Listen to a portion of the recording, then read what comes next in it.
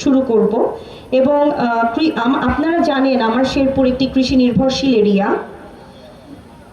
আমি যদি আমার শেরপুরের অর্থনৈতিক জোন অথবা অর্থনৈতিকভাবে শেরপুরকে চাঙা করতে চাই, তাহলে কৃষি, মৎস্য এবং প্রাণী সম্পদ উন্নয়নে বিশেষ গুরুত্ব দিতে হবে, যেখানে ধান, পাট, সবজি, অন্যান্য ফসলের ন্যায্য মূল্য নিশ্চিত হবে। সার বীজ সিন্ডিকেট মুক্ত করতে চাই আমি। ডিরেক্টলি কৃষকদের সরাসরি যেন তারা কৃষকরা পায় এগুলো, সেই ব্যাপারে আমি বিশেষ কাজ করতে চাই। বন্যা কবলিত কৃষকদের বিশেষ সহায়তা দিতে চাই এবং মৎস্য, গবাদি পশু খাতে গ্রামভিত্তিক ভেটেরিনারি সেবা দিব এবং সেচের সময় কম খরচে যেন নিরবিচ্ছিন্ন বিদ্যুৎ সরবরাহ নিশ্চিত করা যায়, সেই ব্যাপারে আমি কাজ করতে চাই। দ্বিতীয় যে খাতটা দরকার সেটা হচ্ছে শিক্ষা খাতের উন্নয়ন। আমাদের শেরপুর সদরের মেডিকেল কলেজ এবং পূর্ণাঙ্গ বিশ্ববিদ্যালয় স্থাপনের জন্য বিশেষভাবে আমি উদ্যোগ নিব ইনশাআল্লাহ। প্রতিটি গ্রামে প্রাথমিক ও মাধ্যমিক বিদ্যালয়গুলোকে আধুনিকায়ন করব। শেরপুর সদরের নন এমপিওভুক্ত শিক্ষা প্রতিষ্ঠানগুলোকে এমপিওভুক্ত করার চেষ্টা করব। কারিগরি ও আইটি প্রশিক্ষণ কেন্দ্র বৃদ্ধিকরণের ক্ষেত্রে ট্রাই করব এবং মাদ্রাসা শিক্ষার উন্নয়ন প্রয়োজন আমাদের শেরপুরে। একজন চিকিৎসক হিসেবে স্বাস্থ্য চিকিৎসার খাতের উন্নয়ন অত্যন্ত গুরুত্ব বলে আমি মনে করি এবং অত্যন্ত অবহেলার যে জায়গাটা রয়েছে শেরপুর সদর হাসপাতাল, 250 শয্যা বিশিষ্ট এই হাসপাতালকে 500 শয্যায় নেওয়ার জন্য আমি উন্নতিকরণ ও মানসম্মত আধুনিক চিকিৎসা সেবা নিশ্চিত করতে চাই। পর্যাপ্ত ডাক্তার, নার্স এবং ওষুধের সরবরাহের জন্য বিশেষ গুরুত্ব দিব। প্রয়োজনে আমি স্বাস্থ্য মন্ত্রণালয়ে যোগাযোগ করব এবং সর্বোচ্চ লেভেলে যে কাজ করব, যেহেতু ডাক্তার সমাজ আমি একজন চিকিৎসক, সুতরাং এই চিকিৎসা সেবাকে ঢেলে সাজাতে চাই। ইউনিয়ন স্বাস্থ্য কেন্দ্রে 24 ঘন্টা চিকিৎসা সেবা চালুর ব্যবস্থা করব। বিশেষ করে আমাদের শেরপুরে প্রচুর অ্যাক্সিডেন্ট হয়, ট্রমা সেন্টার অত্যন্ত ইম্পর্টেন্ট। ইনিশিয়াল ট্রায়ালের ব্যবস্থা করব এবং ট্রমা সেন্টারের মাধ্যমে আমার যেন শেরপুর সদরে কোনো রোগী অ্যাক্সিডেন্ট হলে ময়মনসিং যেতে যেতে রক্ত স্বল্পতায় মারা না যায়, তার কারণে আমার ইনিশিয়াল ট্রিটমেন্টটা যেন শেরপুর সদরেই হয়, সেই ব্যাপারে বিশেষ ভূমিকা রাখতে চাই এবং বিশেষায়িত হাসপাতাল করার জন্য আমি আমার চিকিৎসক সমাজকে, সারা বাংলাদেশের চিকিৎসক সমাজের সহযোগিতা দিব ইনশাল্লাহ। মা এবং শিশু স্বাস্থ্য সেবায় বিশেষ গুরুত্ব রাখতে চাই আমি। আর সদরের স্বাস্থ্য এবং হাসপাতাল নিয়ে আমার অনেক স্বপ্ন আছে, সেগুলো ইনশাল্লাহ যদি কখনো এমপি হতে পারি সেগুলো আমি ঢেলে সাজাবো। এবার আসি অবকাঠামো ও যোগাযোগ ব্যবস্থার উন্নয়ন নিয়ে। প্রিয় শেরপুরবাসী, আপনারা জানেন আমরা যদি পৌরসভার কথাও চিন্তা করি, অনেক এলাকা আছে যেখানে রাস্তা নাই। রাস্তা থাকলেও এত সরু এবং ন্যারো রাস্তা যেখানে গাড়ি যেতে পারে না এবং উঁচু নিচু রাস্তায় আমাদের ছোট শিশুরা থেকে শুরু করে বয়োজ্যেষ্ঠ সকলে অনেকেই হোঁচট খায়, অ্যাক্সিডেন্ট হয়। এই জিনিসগুলো দূর করার জন্য এই জায়গাগুলো থেকে আমাদেরকে অবশ্যই উন্নত মানের সড়ক ব্যবস্থা করতে হবে। শেরপুর জেলাকে রেল সেবার আওতায় আনতে হবে। বিগত সময়ে বাদ পড়া অর্থনৈতিক অঞ্চলকে পুনরায় শেরপুরের চরাঞ্চল স্থাপনের জন্য বিশেষ উদ্যোগ নিব। শেরপুরে যেই জিনিসটি সবচেয়ে বেশি প্রয়োজন, একটি শিশু পার্ক দরকার, যেখান থেকে আমাদের শিশুরা তাদের মানসিক বিকাশ গড়ে তুলতে পারবে এবং আমাদের শিশু সন্তানরা সমস্ত ক্রাইম থেকে দূরে থাকবে। শেরপুর জেলা স্টেডিয়ামকে আধুনিকায়ন করতে হবে এবং প্রতিটি ইউনিয়নে জেলার মাঠ স্থাপন করে শিশু কিশোরদের খেলাধুলা উৎসাহিত করতে হবে।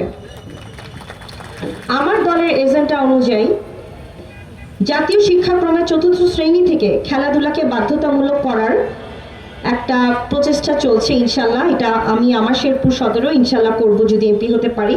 নতুন করে স্পোর্টস কর্মসূচির মাধ্যমে 12 থেকে 14 বছরের প্রতিভাবান ক্রীড়া শিক্ষার্থীদের বৃত্তি দেওয়ার ব্যবস্থা করতে চাই এবং স্পোর্টস ভিলেজ নির্মাণ করা অত্যন্ত গুরুত্বপূর্ণ, কারণ ক্রীড়াকে যদি আমরা পেশা বানাতে পারি তাহলে পরিবার ভরসা পাবে।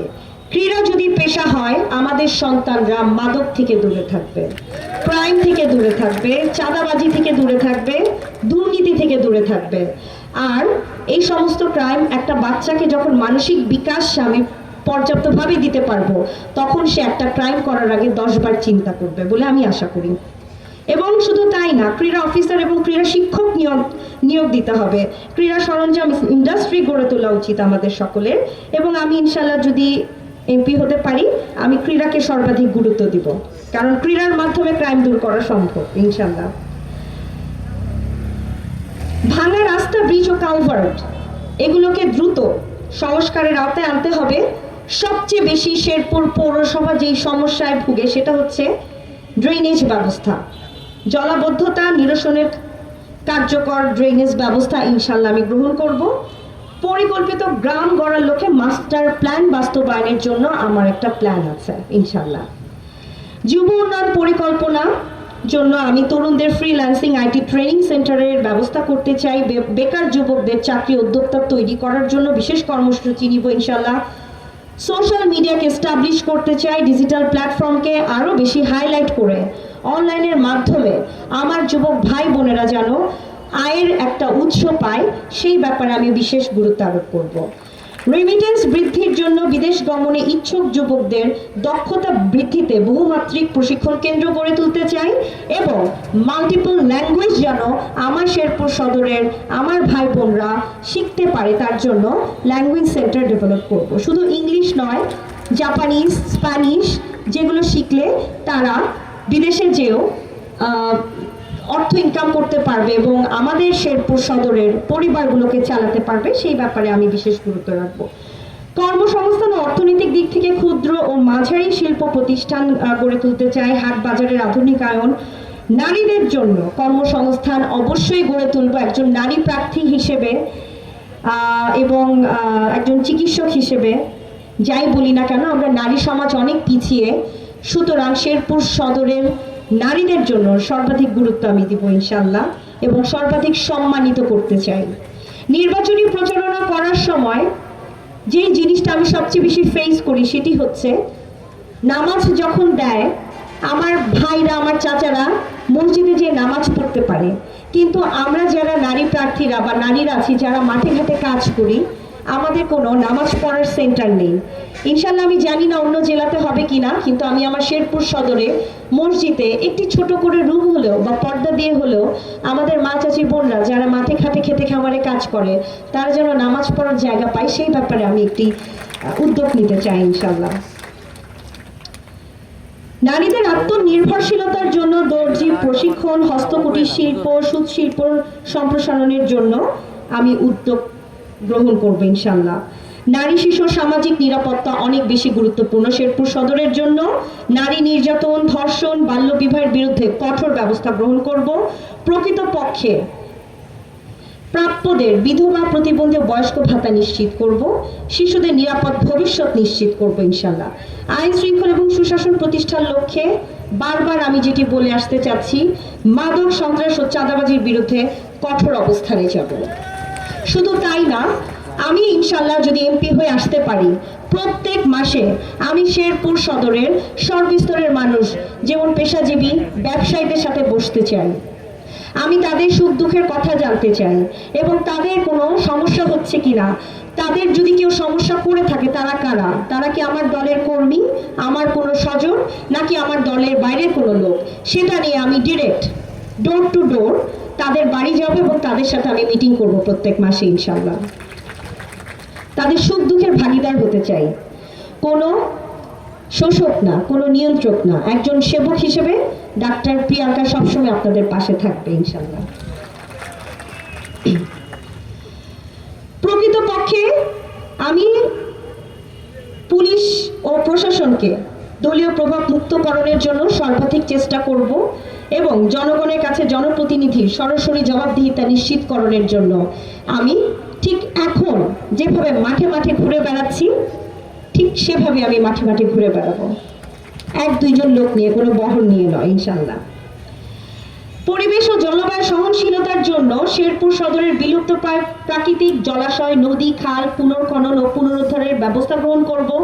পরিবেশ ভারসাম্য রক্ষায় ব্যাপকভাবে বৃক্ষরোপণ কর্মসূচির ব্যবস্থা করব এবং পরিবেশ রক্ষায় প্লাস্টিকের ব্যবহার কমাতে পরিবেশ বান্ধব পণ্যের উৎপাদন বৃদ্ধি করার ব্যবস্থা করব। এই কারণ আমার শেরপুর সদর একটি কৃষি নির্ভরশীল এরিয়া, এখানকার মাটি অত্যন্ত উর্বর, কৃষি উদ্বৃত্ত এরিয়া এখানে, সুতরাং আমার এখানে প্লাস্টিকের ইউজ কিভাবে কমানো যায় সেই ব্যাপারে আমার বিশেষ গুরুত্ব দিতে হবে।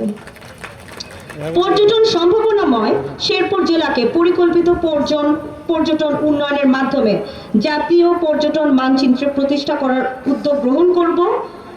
এবং আরেকটি কথা বলতে চাই, যেহেতু কৃষি নির্ভরশীল একটা এরিয়া আমি বললাম, এখানে আমি দেখেছি যে আমার কৃষক চাচাদের প্রচুর পরিমাণ টমেটো, মিষ্টি কুমড়া, বেগুন হয়, কিন্তু এরা যে পরিমাণ কষ্ট করে সেই পরিমাণ কিন্তু তারা ন্যায্য মূল্যায়ন পায় না, কারণ নষ্ট হয়ে যায়।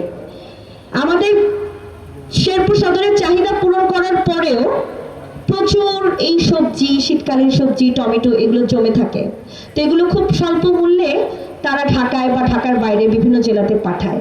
তা আমরা যদি এখানে একটা টমেটো সসের কারখানা করতে পারি, আমরা যদি এখানে শুকনা যে সবজিগুলো আছে যেগুলো বাইরে এক্সপোর্ট ইম্পোর্ট করা যাবে সেগুলো করতে পারি, মিষ্টি কুমড়ার অনেক চাহিদা বাইরে, মিষ্টি কুমড়া জুস, এরকম একটা কারখানা তৈরি করতে পারি, তাহলে কিন্তু ঘরের টাকা ঘরে থাকবে ইনশাল্লাহ। এবং আমি সেই ব্যাপারগুলোতে বিশেষ গুরুত্ব আরোপ করব। সর্বোপরি আমি যেটা বলতে চাই সেটা হচ্ছে, জুলাই আন্দোলনের আকাঙ্ক্ষা বাস্তবায়নে বিএনপি জনগণের ভোটাধিকার, ন্যায় বিচার ও গণতন্ত্র পুনঃপ্রতিষ্ঠান দৃঢ় অঙ্গীকারবদ্ধ। এবং জুলাই আন্দোলনে আমার শেরপুরে যে 14 জন শহীদ হয়েছেন তাদের পরিবারের সবসময় খেয়াল খোঁজ রাখা এবং সেই পরিবারগুলো যেন কষ্টে না থাকে, তাদের পুনর্বাসন করা, তাদেরকে সবসময় মনে রাখাটা আমাদের নৈতিক দায়িত্ব। গণভোটে আমার অবস্থান অবশ্যই দেশ এবং জনগণের পক্ষে, এবং আমি চাই বাংলাদেশ জাতীয়তাবাদী দল বিএনপি ও জনাব তারেক রহমানের পরিকল্পনা অনুযায়ী মহিলাদের জন্য ফ্যামিলি কার্ড অতি দ্রুত বাস্তবায়ন হবে যদি দল ক্ষমতায় যায়, কৃষকদের জন্য কৃষি কার্ড, মসজিদের ইমাম মুয়াজ্জিমের জন্য নিয়মিত সম্মানী প্রদান করা হবে ইনশাআল্লাহ। আরো অনেক কথা বলার আছে, কিন্তু সময় স্বল্পতা, নামাজের সময় হয়ে গেছে, আমি আপনাদের আর বিরক্ত করতে চাচ্ছি না। বক্তব্য স্বল্প করে আমি আপনাদের কাছে একটি কথাই বলবো, আমার প্রাণপ্রিয় শেরপুরবাসী, আপনারা আমাকে দেখেছেন 2018 সাল থেকে। আমি আপনাদের কাছে কোনো নতুন মুখ নই, বরং আমি সারা বাংলাদেশের কারো কাছেই কোনো নতুন মুখ নই। আমি সর্বকনিষ্ঠ প্রার্থী হিসেবে সকলের কাছে দোয়া প্রার্থী, একজন চিকিৎসক হিসেবে সকলের কাছে দোয়া প্রার্থী, এবং একজন নারী হিসেবে সকলের কাছে আমি সহযোগিতা চাই। আপনারা শেরপুর সদর 1 আসনের প্রত্যেকটা মানুষ অত্যন্ত অমায়িক ভালো, মাটি ও মানুষের তৈরি আপনারা মানুষ, কিন্তু আমরা তো সহজ সরল হলেও আমরা আমাদের শেরপুর সদরে কোনো উন্নয়ন পাইনি বিভিন্ন ষড়যন্ত্রের কারণে। প্রিয় ভাই বোনেরা, চাচা চাচিরা আমার, দীর্ঘ 41 বছরে যে ষড়যন্ত্রের কারণে শেরপুর আজ রেললাইন, বিশ্ববিদ্যালয়, হাসপাতাল, মেডিকেল কলেজ, সড়ক ব্যবস্থার উন্নয়ন থেকে দূরে এবং বঞ্চিত, চলুন আমরা আজ সকলে ঐক্যবদ্ধ হই এবং আমরা এমন একজন প্রার্থীকে বেছে নিই যার মাধ্যমে শেরপুরের মানুষ ভরসা পাবে, আস্থা পাবে, এবং শেরপুরের প্রত্যেকটা মাটি ও মানুষ যার কাছে ভরসা রেখে দুটো মনের কথা বলতে পারবে। অতীতের সমস্ত গ্লানি ভুলে যেয়ে চলুন আমরা শেরপুর সদরকে এমনভাবে সাজাই যেন আমাদের শেরপুর সদর হয় নাম্বার 1 শেরপুর, এবং আমাদের শেরপুর সদরের প্রত্যেকটা চাচা চাচি, ভাই বোনেরা, আমার প্রতিপক্ষ, আমার প্রতিদ্বন্দ্বী প্রার্থী যেই হোক, আমার বন্ধু, আমার শত্রু, সকলকে সাথে নিয়ে সম্মানের সাথে আমরা যেন এগিয়ে যেতে পারি, সেই লক্ষ্যে চলুন কাজ করি। একজন প্রার্থী হিসেবে আমি যেহেতু ধানের শীষের মনোনয়ন পেয়েছি, আমার সামনে, আমার পিছনে, আমার ডানে বামে যারা বসে আছেন সকলের কাছে আমি ধানের শীষের প্রতীকের পক্ষে ভোট চাচ্ছি। আমি চাই আপনারা সকলেই এই প্রতীকে ভোট দিবেন, এবং আমার যে এজেন্ডা 2018 সাল থেকে আমি শেরপুর সদরকে নিয়ে যে স্বপ্ন দেখে এসেছি দীর্ঘ 8 বছরে, তা এখনো পূরণ হয়নি। আমি বিশ্বাস করি একজন নারী হিসেবে, একজন চিকিৎসক হিসেবে, আপনাদের সন্তান হিসেবে, আপনাদের বোন হিসেবে একজন নারীর প্রতি একটু আস্থা রাখুন, দেখুন না আমি পারি কিনা, হয়তোবা পেরে উঠবো। আপনাদের সকলের ভালোবাসা, আপনাদের সকলের আস্থা নিয়ে হয়তোবা পারবো। আমরা নারীরা সব কিছু পারি। আজ আমার পাশে যেই একজন নারী আছেন, আমাদের শ্রদ্ধেয় ইউনো আমার সামনে বসে আছেন আমাদের শ্রদ্ধেয় খালাম্মা নারী, এরা সকলেই সফল নারী এবং আমি বিশ্বাস করি নারীরা ঘরে বাইরে সামাজিকভাবে প্রত্যেকটা জায়গায় তারা সম্মানের সাথে কাজ করতে পারে যদি চায়। সুতরাং এখানে বিভিন্ন রাজনৈতিক দলের কর্মীরা আছেন, সকলের কাছে আমি দোয়া চাই, আপনারা সকলে আমার জন্য দোয়া করবেন এবং আমি বিশ্বাস করি শেরপুর সদর 1 আসনে ধানের শীষের বিজয় হবে ইনশাআল্লাহ। এই কথা বলে আমি শেষ